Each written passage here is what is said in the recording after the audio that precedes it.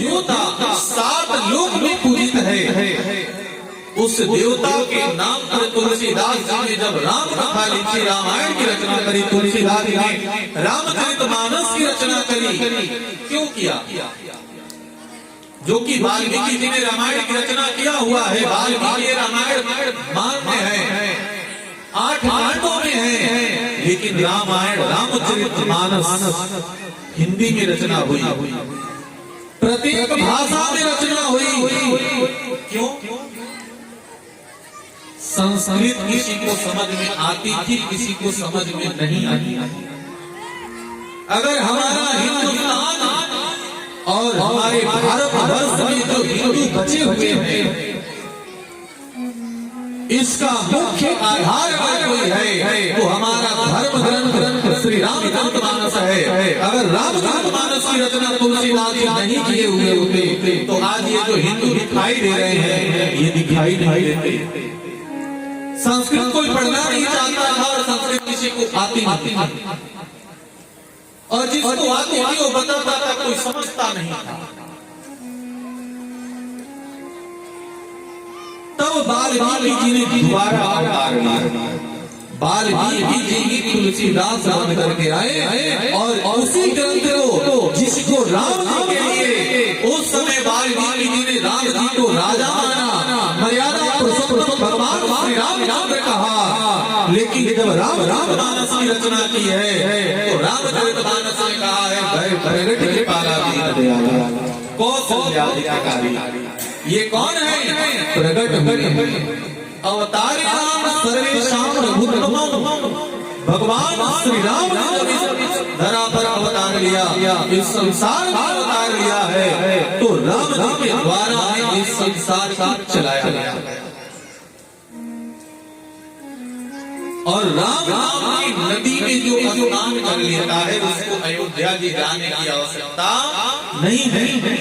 ये 7 दिन जो आप बैठोगे 2 बजे से लेकर 5 बजे तक आप यह स्नान कर रहे हैं, और नए साल में राम कथा और राम की नगरी से चल करके आए तो आपके जीवन में क्या उजागर होगा वो आप खुद आनंद लोगे। क्योंकि उसको समझना राम कथा भगवान को वही समझ पाता है। तुलसीदास जी ने कहा है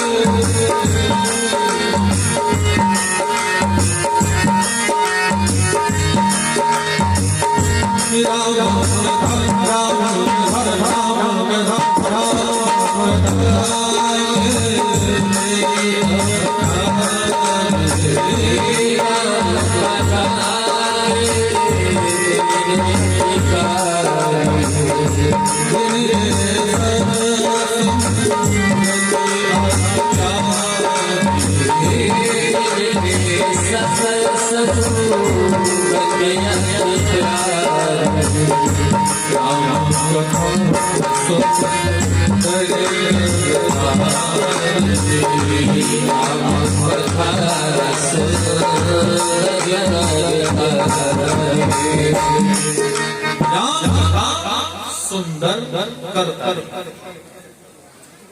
और इस गांव का नाम क्या है? जोर से बोलिए। करमैनी। और राम कथा क्या है? करतारी। देखो कितना बढ़िया सुनेबल बैठ रहा है। आपके गांव का नाम है करमैनी